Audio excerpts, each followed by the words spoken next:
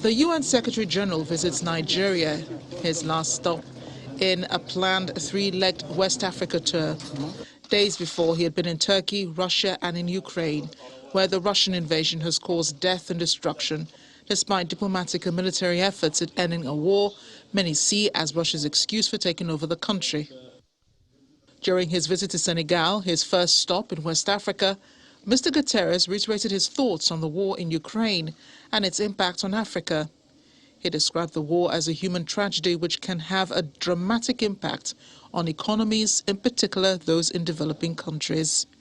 He spoke about a triple crisis that exists in Africa: food, energy and finance, as a result of the war in Ukraine, saying the invasion was producing an alarming effect on a world economy already battered by COVID-19 and climate change.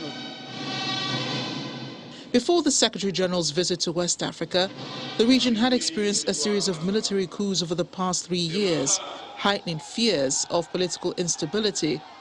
Twice in Mali, once in Niger, once in Guinea, once in Burkina Faso and in Chad, regional body ECOWAS's attempts at reasoning with the junta on a transition to democratic rule have yet to make any gains.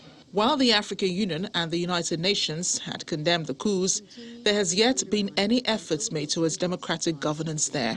Mr. Guterres' trip to the region boycotts these states, instead continuing to Niger and Nigeria, where the fight against terror, insurgency and banditry rages on. I think that the UN Secretary-General visit would, at the end of the day, would just try to reassure many countries, especially in West Africa, that issues of security or insecurity is important. So countries that are doing things that might undermine their internal security would take heed and begin to think twice. African leaders have called for better representation at the UN via a permanent seat at the Security Council.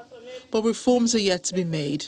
And while it is not likely long called for reforms at the UN may happen anytime soon, expectations are high. His visit to West Africa will cause him to see and understand the importance and value of the continent on the world stage.